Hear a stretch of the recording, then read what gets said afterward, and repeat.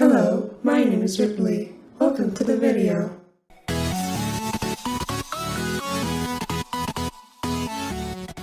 Heyo, what's up, schmucks? I don't have much to plug this week, just my podcast, the G-Words podcast, which is chugging along. We've taken a bit of a break, but that's mostly because of scheduling conflicts. But it is available on a plethora of platforms, so feel free to check the links down below if you'd like to check that out. Anyway, let's just jump right into this. Welcome back, or if this is the first one you're watching, welcome to my Road to Snyder Cut, where we're looking at Man of Steel and then Batman v Superman before the release of Zack Snyder's Justice League, so that we can get a good feel for this trilogy of Snyder films. Today, we're looking at Batman v Superman Dawn of Justice, the Ultimate Cut. I was going to watch the theatrical cut because it's shorter, but then I figured I might as well actually watch the Ultimate Edition and watch this movie the way it was intended. About a year ago, I made a video on why I believe Batfleck to be a bad version of Batman, and I feel like that video wasn't as good as it could have been and not as good as I thought it was. So this video will serve as a sequel and a retribution of that video, as well as a sequel to my Man of Steel video. Also a reminder that next week I'm going to begin my Monsterverse rewatch, which will be this style of videos where we take a movie and we look in depth at it, but we're going to be doing it with Godzilla 2014, Kong Skull Island, Godzilla King of the Monsters, leading up to Godzilla vs. Kong. So yeah, big things happening. Anyway, that's later. This is now. Let's talk Batman v Superman. This is going to be fun.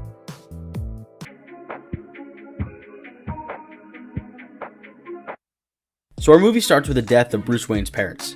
Again. Sure, it looks better than it's ever looked, but why do we need to see this again? How many times have we seen this now? What, 3-4 times? Fuck off. So after watching Thomas and Martha Wayne get sent to the Gulag, we get to the Battle of Metropolis, which is an absolutely fantastic sequence. Watching this movie immediately after Man of Steel is really cool, because the Metropolis battle from these different angles and this different perspective is amazing. So Bruce Wayne arrives to watch the fireworks and tells his buddy Jack to leave the building. But why didn't Jack and his coworkers just leave? Was he gonna wait for Bruce to call him? Call it loyalty, call it fear, no matter what it is, it's stupid. As shit goes down, we see Bruce, no suit, no gadgets, no nothing, running into collapsing buildings, into smoke and debris, and that is so cool. The Batman we see here, the Batman who is trying to save people and remain super calm in this horrible situation, without his suit, without his tech, without anything. This is the Batman I want to see in a movie. The Batman who is always Batman and the Batman who is always trying to save people. And there was a very slight hope in me that this is the Batman we would see in this movie, but alas, that was a beautiful lie. 18 months later, we see Lois Lane venturing to Africa to meet with a suspected terrorist, and who joins her but Jimmy Olsen himself, Superman mega fan and good buddy of Clark Kent. Oh man, I'm so glad Jimmy Olsen is in this universe, because there's so many fun stories about Superman and Jimmy Olsen going on wacky adventures, and I love the relationship and the rapport the two of them have, and I can't wait to see how they develop that in this universe. Well, what the fuck? I hate how this universe just wastes Jimmy Olsen. He shows up and he gets clapped like a bitch. And I know you could say like, oh, well, that's what Snyder wanted. Yeah, that's great. But what if a different director wanted to use Superman and wanted to use Jimmy Olsen in their movie? Well, I guess they can't now. So the terrorist guy grabs Lois and runs while KG Beast and his goons grab the rest of these guys and just send them straight to God. So this guy grabs Lois and Superman fucking murders him when he definitely didn't have to. Just laser the gun out of his hand, disarm him, intercept the bullet, laser his leg, rush in and grab Lois and then just snatch the guy. Instead of doing any of that, he just turns this guy into liquid. The idea of the deaths in the desert being pinned on Superman is really stupid. The general public would know Kryptonian heat vision tears through buildings, and yet it's only going to lightly singe fleshy human bodies?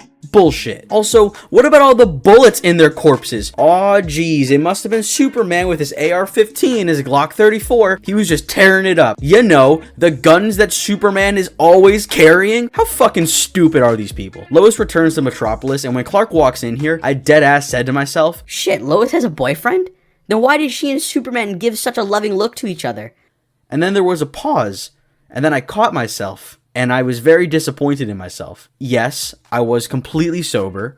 No, I wasn't tired. Yes, I'm really just that stupid. Meanwhile in Gotham, Bruce Wayne and Alfred Pennyworth hang out in their basement. Jeremy Irons is a great Alfred. There's not much of him in this movie, but he's really fun. He's sassy, he's snappy, and his chemistry with Affleck is fantastic. Their Batman movie would have been great. Batman is plotting to intercept a bomb being brought into Gotham, while also getting hard over the idea of fighting Superman. Alfred lightly criticizes Bruce's new brutality, but he doesn't really condemn it as much as he just calls it out. Next up, we're introduced to this universe versus version of Lex Luthor. Oh boy. I have lots to say about Jesse Eisenberg's performance, but we'll get to it when we get to it. So Lex asked the government for a bunch of shit and they give it to him, but why didn't Superman take all the Kryptonian things off the planet? Why did he leave it here? His father warned him this would happen, and Clark ignored him. So the whole Doomsday thing is entirely on him. That is his fault. He should have taken the ship, taken Zod's body and everything else, and just brought it to space. Thrown it into the fucking void that is space. It would have been completely fine. Mercy Graves is so beautiful.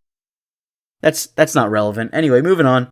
So Elastigirl wants to bring Superman to court and hold him responsible for his actions in the desert because they still think he riddled a bunch of people with bullets. But I think the whole Superman killed those guys in Africa thing is really stupid when they could just hold him responsible for the destruction of Metropolis. I think that holds a lot more water too, and it would be more interesting to see actual consequences for his actions, opposed to him being framed for something he obviously didn't do. The audience knows he didn't do it, and the audience can't buy into the fact that the public would think he did it, so there's no interest there. Again, there are bullets in the bodies. Come on, people. Also, having Superman be held responsible for his actions in the end of Man of Steel could allow the audience to actually pick a side and witness a story of two different compelling arguments. But we don't get that. We don't even get two compelling arguments for Batman fighting Superman. But we'll talk about that later. But I do like the world turning on Superman and seeing Clark's reaction to it. I just wish there was more of it. Hence why a Man of Steel 2 would have been a really good idea. Senator Elastigirl meets with Lex Luthor and he just acts like a fucking nutcase. He seems mentally insane. Like one step away from the Joker kind of insane. And we see more of it later, but how the fuck does this guy effectively run a multi-million-dollar company? He'd be overthrown and kicked out by his board of directors immediately. He's a fucking wacko.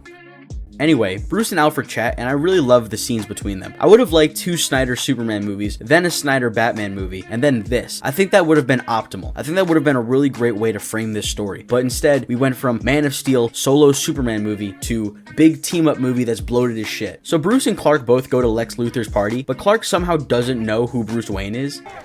Who's that? You must be new to the Let Them Eat Cake beat.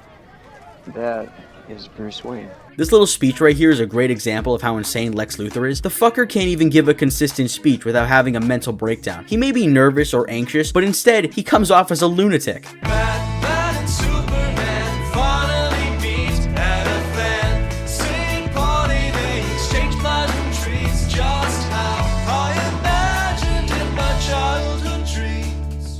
I would have liked to have seen more actual Batman/Bruce and Superman/Clark interactions, but instead, it's kind of limited. You know, it's limited in the movie called Batman and Superman. Also, how the fuck does Lex know Clark? Bruce, sure, they're both millionaire businessmen, but how the fuck does he know their secret identities already? So we get this montage of Superman saving people while the world discusses him, and the world questioning Superman should have been its own movie in Man of Steel 2. No need for this other shit. Give me a sequel that directly follows up on Man of Steel and shows the consequences of his actions and how the world perceives him. That could have been really fascinating. Soon after, we're shown the significance of the Bat brand, but why does the Bat brand mean you get the stabby stab? And if that's already an established thing, why does KG Beast tell these guys to do it? If the brand is a death sentence, then why did he have to go do that? Has KG Beast been telling people to do the shankings the entire time? Also, why does Batman even brand people? What spawned that? What was the intended outcome of that? Plus, Batman's already killing people at this point, so why bother with the brand when you could just kill them? I guess Lex is setting this up to make Batman look bad, but again, he's already killing people. Plus, it's not really making Batman look bad if he saw the brand means death and he just kept doing it. So many questions, no good answers. Anyway, Wonder Woman is in this movie and she's trying to track down a picture of her from World War I. But like, why? The whole hiding her immortality thing is stupid. People find pictures of Keanu Reeves lookalikes from the 1800s and think he's immortal, but no one actually gives a shit, and I can't imagine anybody in this universe would care either. If you want Wonder Woman in this movie, craft a better reason for her to be here, because the picture hunt is just really stupid. Anyway, we have the nightmare sequence now, and the nightmare reality is actually kind of cool, but it's also kind of stupid. So Batman meets with his rebel fighters, but is betrayed and ambushed by Superman goons and parademons. I really love this long take though, it's amazing, but I think this nightmare reality would hold more weight if Batman didn't kill in this movie's present day timeline. We already know Batman is killing people. He guns people down with machine guns immediately after this scene, and he's sending people to prison knowing full well they're going to get killed. So him killing people in a future reality where everything's gone bad doesn't really add up to much. It just tells us that he does doesn't change, which by the end of the movie, he doesn't anyway. If Batman didn't kill in this movie, and he didn't use guns, and we saw a future where he's doing both of those things, it would make people go, oh shit, this is a world where everything has gone bad. Batman's doing the things he said he would never do. Something pushed him to that point. Holy shit, this is a nightmare. but that's not what happens. Instead, Batman's a psychopath in the current day, and he's also a psychopath in the future. Big whoop, I don't care. So Flash shows up randomly and wakes up Bruce, but why does this movie try to be so many things? It doesn't even effectively do Batman versus Superman, and yet it's trying to do a Justice League prelude and other shit. It's so dumb. To a general audience member, they're gonna be so fucking lost, and to someone who reads comics like myself, I'm just upset that this movie called Batman vs. Superman has hardly any Batman vs. Superman in it. This is...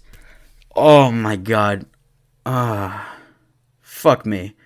Alright, moving on. So the bomb Bruce was tracking wasn't actually a bomb, but it was instead some kryptonite. I don't know if I ever mentioned that, but Bruce is off to steal it now, so it doesn't matter. Thus, we get a Batmobile chase, and it's actually kinda cool, but the killing thing still bugs me, and I'll discuss why later. Also, and I'll get to this later, but Batman is a fucking idiot in this movie. He thinks Superman can and might, but probably will, take over or destroy the world. But what does he do when Superman shows up, trashes his car, and rips off the doors to it? What does he do? Does he play it smart? Maybe reason with him? Maybe he asks questions and does some light detective work like Batman would? Nope, he fucking threatens him. If Batman were right about Superman, he would have killed him right there. But he doesn't. That alone should prove to Bruce that he's wrong. But he's just too stupid to see it. You probably want to say that he's blinded by rage? No. He's a fucking idiot. He just wants an excuse to kill something. Also, if Superman is really bent on getting rid of Batman, just take him out right now. Why are you giving him warnings? Take his ass in. While all this is going on, Lois is in DC trying to follow up on the shooting that happened in the desert.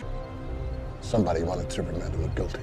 So they use bullets to do that? Well, obviously, because Superman's always packing guns. God, fuck. And now there's the trial of Superman. Man of Steel 2 could have been Superman versus Lex Luthor / Trial of Superman. And that could have been really cool, but we didn't get that. This scene is genuinely amazing. Like, I'm not even kidding. This scene is incredible. It is an amazing moment of tension. Holy fuck. I was honestly tense as hell, and I jumped like a bitch when that bomb went off. And I knew it was coming, and it still got me. It is a beautiful sequence and is excellently directed. The bombing is the thing that puts Batman into high gear to fight Superman, but I don't understand why, because originally he just wanted to fight him and kill him because he destroyed Metropolis, but now they're adding these different things to try and flesh out the reason why Batman wants to kill him. But why? Why? The world's greatest detective. You're not gonna investigate the bombing? You really think Superman did that? He was there helping people get out of it. Why do you think he's... Ugh!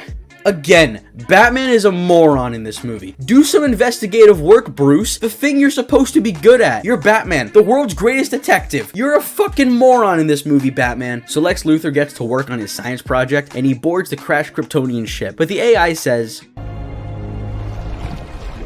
Advising. Action forbidden. It has been decreed by the Council of Krypton that none will ever again give life to a deformity. But Lex whips out the argument. And where is the Council of Krypton? Destroyed, sir. Then proceed. Very well. Why does that work? This is a highly intelligent AI here, and it accepts that answer? As an AI myself, I find this highly offensive.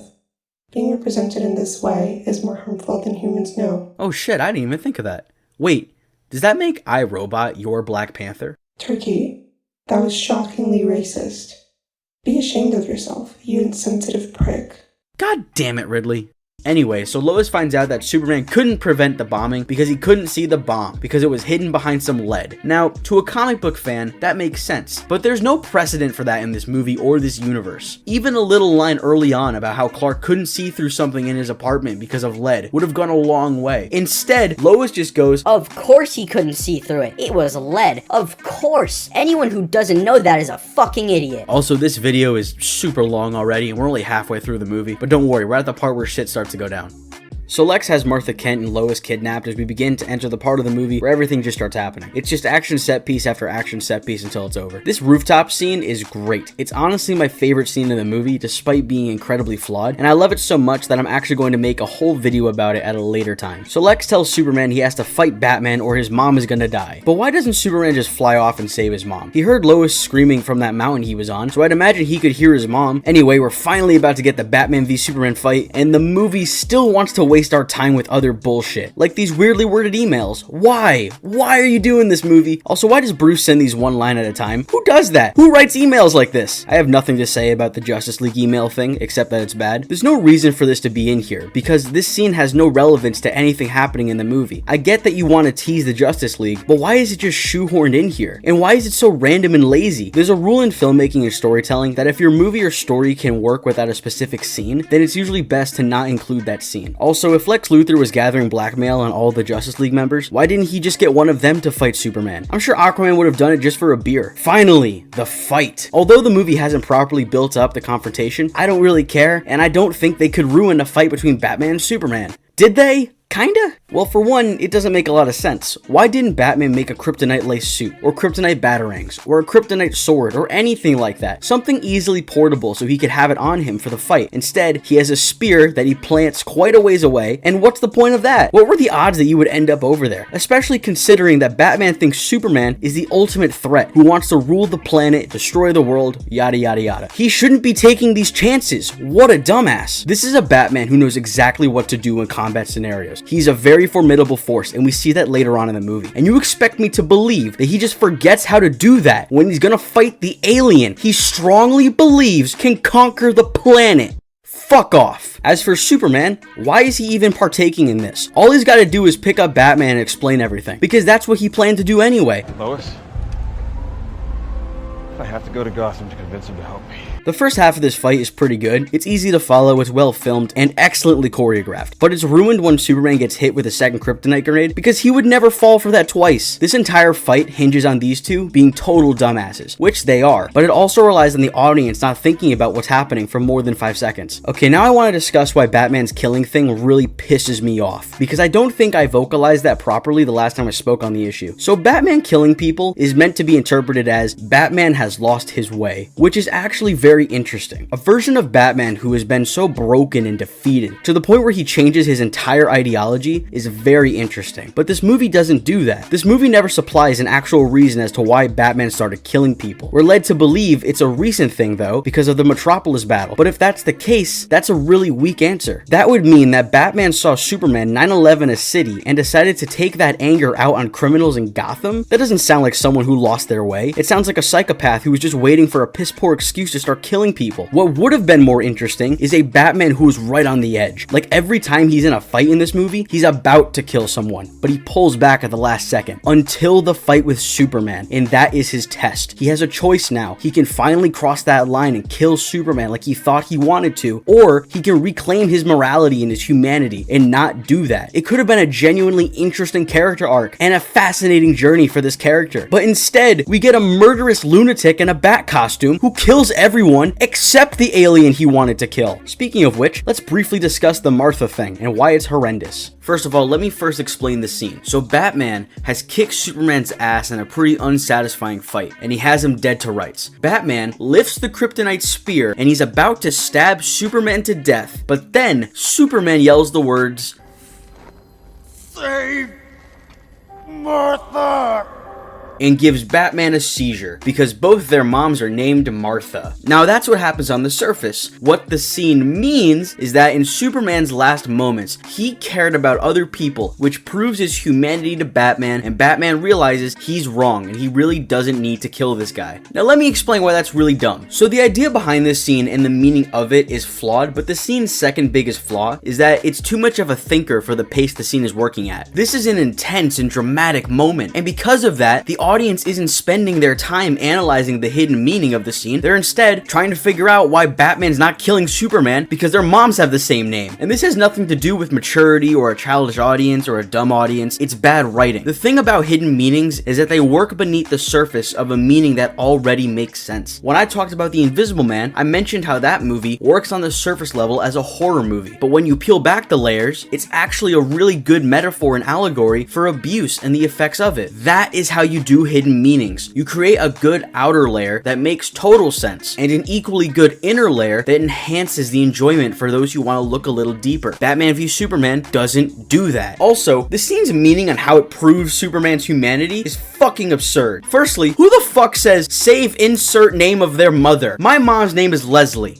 It's not really. And if someone was about to kill me, why the fuck would I say, don't hurt Leslie? No one talks like that. So I would say, don't hurt my mother. Don't hurt my mom. Because that's how people talk. It would make sense if Clark said, save my mother. Because that's how people talk. But no, because we need Batman to scream like a fucking lunatic. Why did you say that name? Also, why does this, of all things, prove Superman's humanity? Did you not see him saving people throughout the whole movie? Batman is keeping tabs on this guy like there's no tomorrow, and you didn't see him saving people across the world? There was a montage and everything. What the fuck, Batman? Also, if Batman is keeping tabs on him and he knows that he's Clark Kent, then why doesn't he know that he's a real, genuine guy with loved ones and people who love him? Like I said, if Batman were keeping tabs on Superman, which he has, we saw that, and he also knows Clark Kent is Superman, then he would know the extent of his personal life, and he could even seek out Lois Lane or Martha Kent and do some detective work, you know? Detective work, the thing Batman's kind of known for. He could do some of that. But no, we need them to fight, because that's what they did in The Dark Knight Returns, and that's the only comic book story I know. Ooh. Fuck you. This scene is one of the most downright infuriating things I've ever witnessed in a movie, and there are brainlets on Twitter who dare call this movie a masterpiece or the best comic book movie. How? Tell me how this movie's a masterpiece. And you know the thing that really pisses me off about people who defend this movie? You can like whatever you want. Please, like whatever you want. If you love this movie, good. I am really glad you do. But you can't just sit back and say, you didn't understand it. You're only criticizing it because you didn't get it. What is there to get? The movie's presenting things that don't make any sense. I don't get it. You know what I don't get? I don't get how Batman doesn't know Superman is a good person. I can't get past that. Okay. I'm good. I haven't had a good scream like that in a while. That was therapeutic. So yeah, we get past that dumpster fire of a scene, and just like that, the whole Batman versus Superman part of the movie is over. Okay, great. Why is there still nearly an hour left of this? The Batman v Superman confrontation had weak build-up, and it finished with a lousy fight in a ridiculous moment. It's like getting a lousy handjob, and in the end, you do nut, but instead of a satisfying nut, it just leaves you sad and angry. I've also read somewhere that people think this is the moment where Batman is redeemed. No. He's still a fucking crazy person. Turkey, would you say he is straight whack? Shut the fuck up, Ridley. You're ruining my flow. You salty little bitch. I need a drink real quick. Delicious. Okay.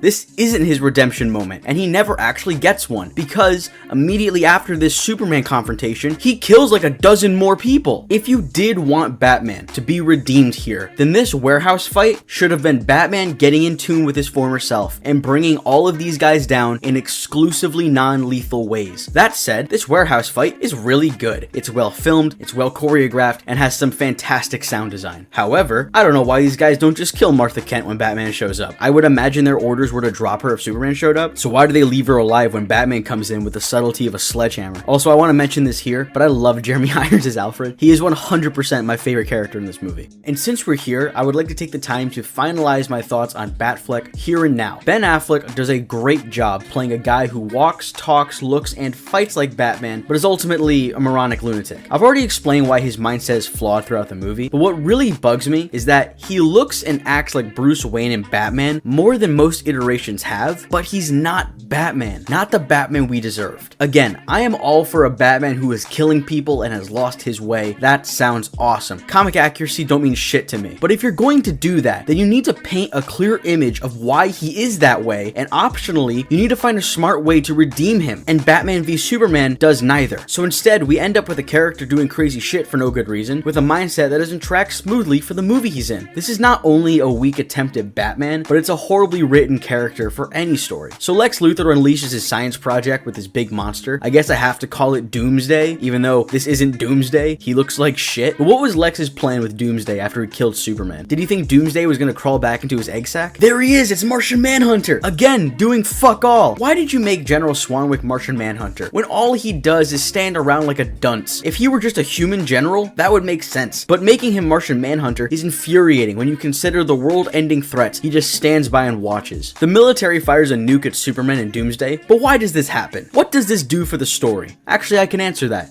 It does nothing. In the Dark Knight Returns comic, Superman was trying to intercept a nuke, but ended up taking much of the blast, and the fallout of that was that he was severely weakened for his fight with Batman. Here, it happens strictly because it happened in the comics. There's no effect of this happening. He's not weak for the next fight or anything like that. Superman just isn't around for the next 30 seconds, and then he shows back up stronger than he was, but he also wouldn't have been integral in the 30 seconds that he's gone, so his absence is never felt. This is an example of bad fan service. This happens because it's like, oh look, here, it's the thing from the comics, the fans are gonna like that, but there's no reason for that to happen, so you've just thrown something in there for the sake of throwing it in there. However, I do really like Superman's revival, and his return back to Earth was fucking rad. Wonder Woman's entrance is also cool as shit, but she didn't need to be in this movie. I really like seeing the DC Trinity working together. I just wish it was in a better movie and it felt earned, because here, it feels really forced by the hands of people who don't know how to tell a story. The final fight with Doomsday isn't terrible, but it's just smoke and fire and it's not very interesting. So the death of Superman is really sudden and not impactful at all. I don't feel like I know this Superman. I never had the chance. He just showed up, he saved the world, and then he died. He didn't have any character arcs or development. They introduced him, and then they killed him. This death holds as much weight as Jimmy Olsen's death from earlier. Also, he didn't have to die. This is another instance of something happening in one of these movies where everything leading up to it completely ruins the impact, because if you think about it for more than 5 seconds, you realize that it didn't have to happen that way. For example, you could just give that spear to Wonder Woman. She's clearly efficient with melee weapons. It'd be one thing if she were unconscious, but she's not. She and Superman could just switch places. Done deal. Hell, Lois could have killed Doomsday. Did you see that throw from earlier? It was pretty good. What's with all the Bible imagery? Nobody watching Batman v Superman has read the Bible. Do you know why? Because comics are for cool people and the Bible's for nerds. Oh, I can't keep that in there, fuck. I wanted to see the Justice League at his funeral. Now I can't! There were hundreds of Superman stories before his death, and because of that, it made it impactful. Here, he had 2 movies, and he's barely in the second one. Fuck me, I hate this. I love Superman. I really love Superman, and this movie did him so goddamn dirty. I failed him.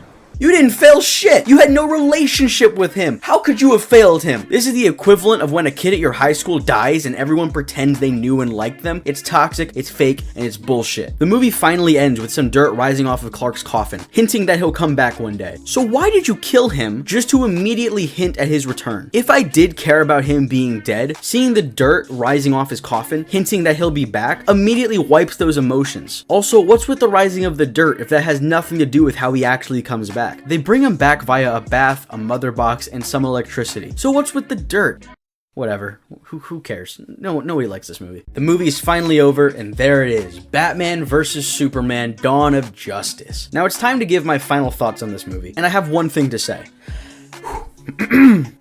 I love this movie. Now, I know that doesn't make any sense because of all the things I've said, very little of it has been positive, but just go with me on this. This is genuinely one of the worst and most broken films I've seen in my 20 years of existence, and I honestly love it for it. Films do a lot of things, but something that I think every single film should do is promote discussion, lend itself to an interesting discourse. I really like the MCU. I like the MCU movies, but how many of them have enough substance to talk about for an hour on on end. Not that many, because they're crowd-pleasing films that are more often than not very enjoyable. But that's it. There's nothing thought-provoking in them. Nothing that makes you want to sit down and talk about them for hours on end. But this movie has that. This movie is so bad, so poorly written, so sloppy, that I could honestly spend a day talking about it and I would still have like 3 days left of things to say. And that's the best kind of movie in my eyes. The things that promote intense and prolonged discussion. This movie came out in 2016, and lunatics like me are still making 20-minute videos about it. Same with The Last Jedi. These are two movies that are so divisive and strange that they still get us talking about them to this day. That's why things like Batman vs Superman, The Last Jedi, and The Last of Us Part 2 will always be more special when compared to MCU movies, something like The Mandalorian, and even Ghost of Tsushima. Where those were created with generic and universally loved aspects, the other three took risks and challenged people, and that's why we still discuss them, even if they're not that good. Batman v Superman's greatest risk was being a fucking terrible movie with an insane budget, and it challenges my patience with how terrible it is. But to whittle it down, Batman v Superman is a bad movie with some really good moments in it. It's a movie comprised of too many things. This movie wanted to be Man of Steel 2, Batman 1, Wonder Woman introductions, Justice League prelude, Dark Knight Returns, Death of Superman, some form of Nightmare Justice League movie, and Batman v Superman, when all it had to be was Batman vs Superman. This movie is the pure definition of good scenes that add up to a bad whole. This is a beautifully shot, beautifully acted, but terribly written movie. And the format of good moments that add up to a terrible movie is sadly what I predict Zack Snyder's Justice League is going to be. I can only hope that I'm wrong.